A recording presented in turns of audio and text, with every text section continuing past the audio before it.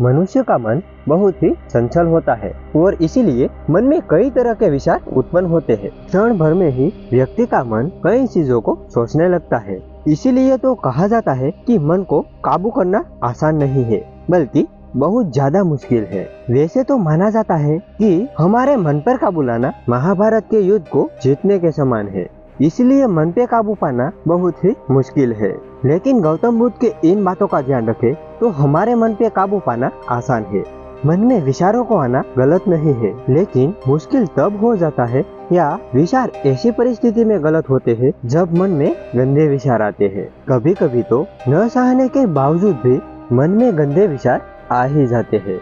अगर आपके मन में भी ऐसे विचार आते हैं तो गौतम बुद्ध की इस कहानी से आपके विचारों में जरूर बदलाव आएंगे।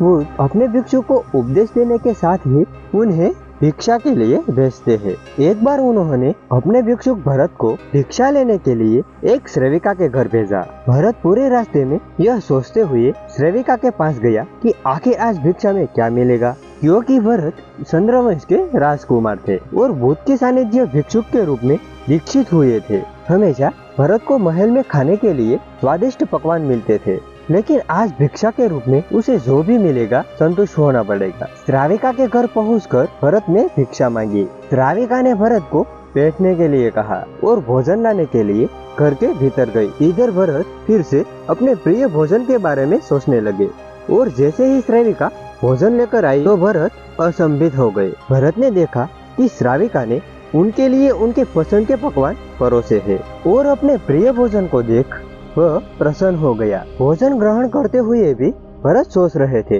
कि महल में तो उन्हें भोजन के बाद विश्राम करने की आदत है, लेकिन आज उन्हें भोजन के बाद वापस तेज धूप में चलकर आश्रम जाना पड़ेगा। लेकिन भोजन के बाद श्राविका ने भरत को कुछ समय के लिए विश्राम करने का आग्रह किया। भरत फिर से खुश हुए कि आखिर आज उनके मन की सारी इच्छाएं कैसे पूरी हो रही है।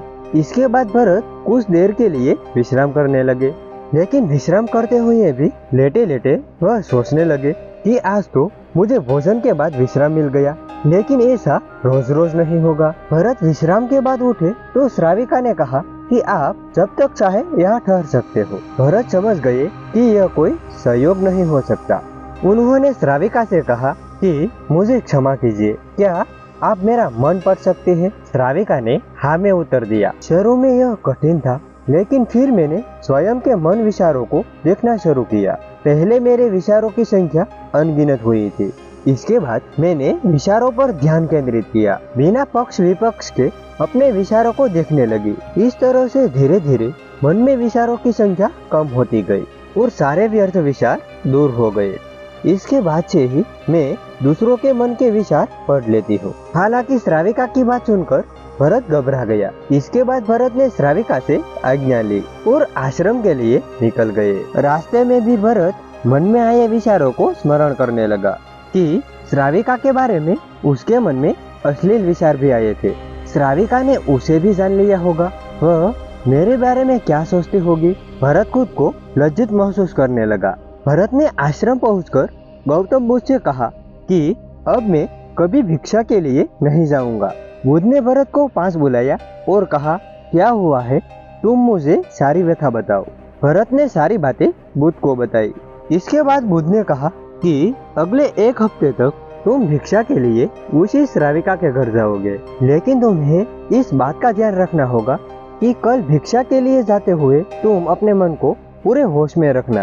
तुम्हारे भीतर क्या विचार उठे उन पर ध्यान केंद्रित करना और यह भी ध्यान रखना कि तुम्हारे मन में कौन सी वासना उठ रही है। तुम कल इन चीजों का ध्यान रखना और इसके बाद मुझे वापस आकर बताना। अगले दिन भरत भिक्षा के लिए गए। बुद्ध के बताए अनुसार वह पूरे रास्ते में अपने होश को जागृत रखते हुए चल रहे थे। जब श्राविका का घर आया तो भरत ने भिक्षा मांगी। उसके भीतर कोई वासना नहीं थी और न ही कोई विचार उत्पन्न हो रहे थे, क्योंकि उसने अपने मन को पूरी तरह से जागृत रखा। भरत ने भिक्षा ली और आश्रम चला गया। भरत ने बुद्ध को प्रणाम किया और कहा कि आज उसे जिस आनंद की अनुभूति हुई वह पहले कभी नहीं हुई। आपको हमारी यह कहानी अच्छी लगी तो लाइक करना ना भूले और ऐसे ही धार्मिक कहानी और मोटिवेशनल वीडियो के लिए हमारी इस चैनल को भी सब्सक्राइब जरूर कर लेना। आप सबको हमारी तरफ से राधे कृष्णा।